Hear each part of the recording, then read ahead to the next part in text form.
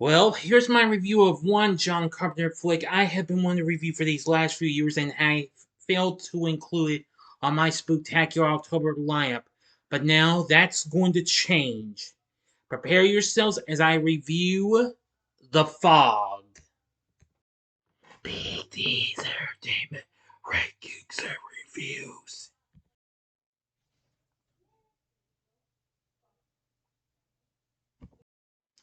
So, greetings, my fellow YouTubers, and welcome to Big D's Entertainment Rankings and Reviews. My name is Doyle, better known to as the Big D, and this time around I bring to you a review of the 1980 supernatural horror flick, The Fog, released by Avco Embassy, directed by John Carpenter, who also co-wrote the screenplay and created the music for the film. Starring Adrienne Barbeau, along with Jamie Lee Curtis, Tom Atkins, Hal Holbrook, and Jamie Lee Curtis's real-life mother, Janet Leigh. It tells the story of a strange glowing fog that sweeps over a small coastal town in Northern California, bringing with it the vengeful ghost of leprous mariners who were killed in a shipwreck there a century before. This film was released in February of 1980. Now, it had been filmed in the spring of a year before that and was scheduled to be released at Christmas, but it was delayed to February 1st of 1980. Film divided critics upon release, receiving praise for its visuals and acting, but criticism for its structure and screenplay. It still did fine, what have you, and it contains themes of revenge and repressed, corrupt historical events resurfacing in contemporary small town America. In the years since its release, it has been known for establishing a cult following, just like some other films from Mr. Carpenter. Let's get started with the story. On the eve of the centennial of small coastal town Antonio Bay in Northern California, old Mr. Matchin tells ghost stories to children by a campfire on the beach. One story is about a clipper ship that crashed against the rocks nearby, causing all of its crew to drown after mistaking a campfire for a lighthouse. As midnight strikes, paranormal activity begins around the town.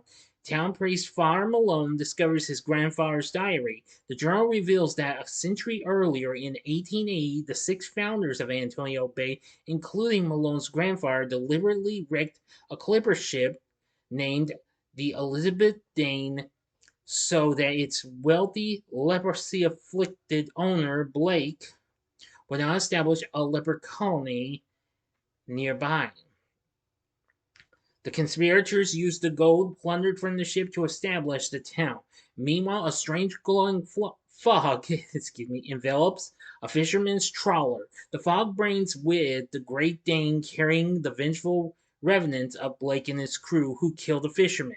The following morning, local radio DJ Stevie Wayne is given a piece of driftwood by her son Andy, who found it on the beach, and is inscribed with the word Dane.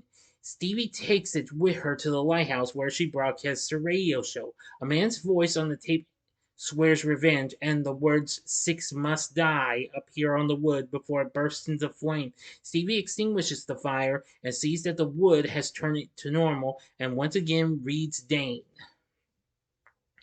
Town residents Nick and Elizabeth find the corpse of one of the fishermen. The other two are missing. While Elizabeth is in the autopsy room, the fisherman's corpse rises before collapsing. Nick and coroner Dr. Phibes see the now lifeless corpse has carved the number 3 on the floor with a scalpel. That evening, local wereman Dan is killed by the revenants. The fog starts moving inland, disrupting the town's telephone and power lines. Using a backup generator, Stevie begs her listeners to go to her house and save her son. The revenants kill her son's babysitter, but Nick and Elizabeth rescue Andy. Now for the ending. As always, you know the procedure. You have 5 seconds to stop this video. Go to the description box below and fast forward to the time below. If you've seen the movie already, please continue.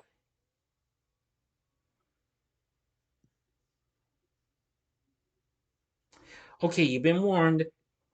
Stevie advises everyone to head to the town's church through her broadcast. Inside, the group finds a gold cross in the wall cavity made from the rest of the stolen gold. Malone, knowing that the revenants have returned to take 6 lives in lieu of the 6 original conspirators, offers the gold and himself to spare the others. Blake seizes the gold cross and he and his crew disappear in a flash of light. The fog also vanishes. After everyone leaves the church, Malone contemplates why he was spared, given that were only 5 deaths. The fog then reappears along with the revenants, and Blake decapitates Malone. End of story. So, what did I think of The Fog? I will say it's a very good film. Now, well, although it doesn't have no bloody bits and what have you, but, well, that is a shame though. But nevertheless, I thought it was still pretty good. Considering I saw its 2005 remake long before this, but after I decided to to no longer watch that, I knew that one day I had to see this one. And I did first on TV on Turner Classic Movies, and now more recently I've been seeing on streaming, like where if it's on Amazon Prime Video or Tubi, which they've got it there.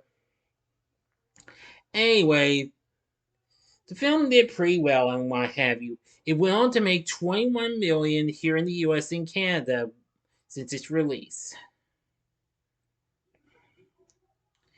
Now, upon its original release, The Fog received mixed response.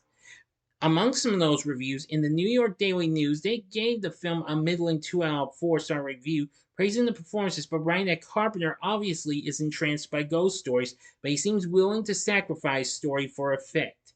And the LA Times lauded the acting and complimented the film as an elegant and scary thriller of the supernatural that's far more impressive and satisfying than Carpenter's grisly and pointless but profitable Halloween. The New York Times praised the film's visual elements, but felt it ultimately paled in comparison to Halloween, describing it as neither a rewarding ghost story nor science fiction, though it borrows freely from both genres. Unlike Halloween, which was a model of straightforward terror and carefully controlled suspense, The Fog is constructed of random diversions. There are too many storylines which necessitate so much cross-cutting that no one sequence can ever build to a decent climax. Roger Ebert said, "This isn't a great movie, but it does show great promise for Carpenter." Now, in the years following its release, the films gained a cult following, and later came to be considered as Carpenter's opined regarding his creation of minor horror classic. Yes. The film currently sits at 75% on Rotten Tomatoes, saying that it's a well crafted return to horror for genre giant John Carpenter. The film rolls in and wraps viewers in suitably slow building chills. So, anyway, they've come to like this and what have you. It has been released numerous times on video cassette. The first time it was being released by Magnetic Video Corporation, and then MGM got the rights to the film. Well, after it was really reissued by Embassy Home Entertainment. Anyway, and MGM, well, had the rights, but now Studio Canal has the distribution for the film. Anyway, Scream Factory released the film on Blu-ray for the first time in 2013, and well, after it's been almost a decade, last September they reissued it to 4K Ultra HD in both standard and limited steelbook editions. Anyway, after I've seen The Fog a few times, I really think it's a pretty good film. It's sort of on par with some other Carpenter flicks I've come to like, aside from Halloween, like The Thing, which he did later, and Escape from New York, which he did the following year after this was released, which does have some of the stars from this film. Well, in other films. Anyway, I will say The Fog is pretty good. The score from this features prominent synthesizer and elements of drone music, was largely composed in the key of A minor. Now, of course, Carpenter, of course, did the score.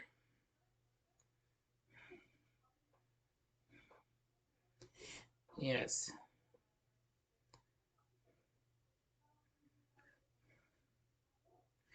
and I'm going to say it's really good. And Carpenter considers this to be one of his best scores.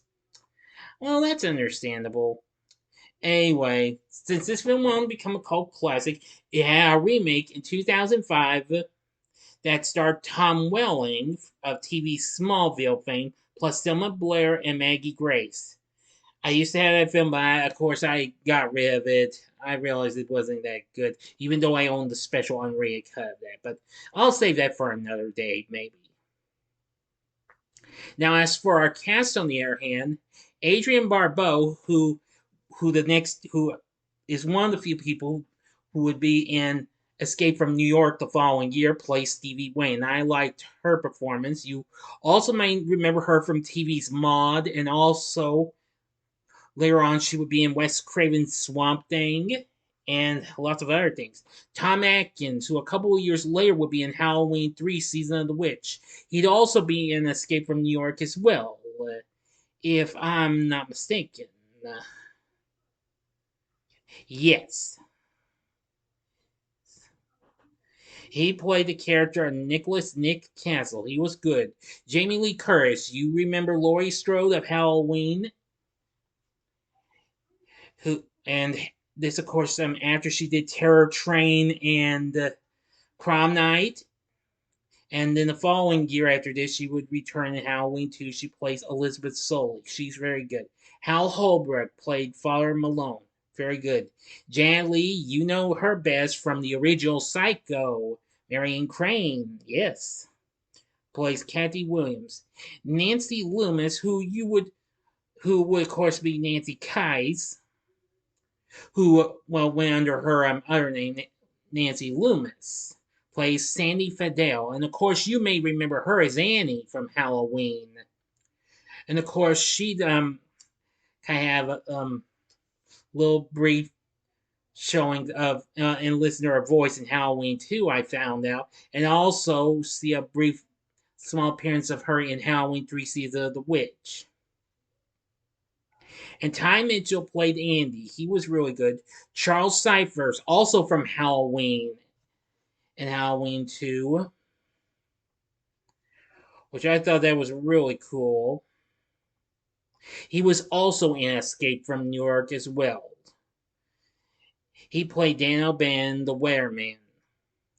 So anyway, I thought they were pretty good. Oh yeah, and there is one more character, Mr. Matchin, played by John Houseman, who of course I knew him best as Grandfather Stratton on Silver Spoons, which he would do a couple of years later, and of course he's been well known for doing numerous films, including The Paper Chase and lots of other films and TV shows. So the cast is pretty good too. So with a fairly good story, a great cast and characters, and a great score from John Carpenter, I'm going to say The Fog was pretty good. I also liked the sing. I liked the lighthouse sing. That was really cool. So overall, would I recommend The Fog? Well, I'd say sure, go ahead, give it a try. I mean, this is a pretty good film of Carpenter's.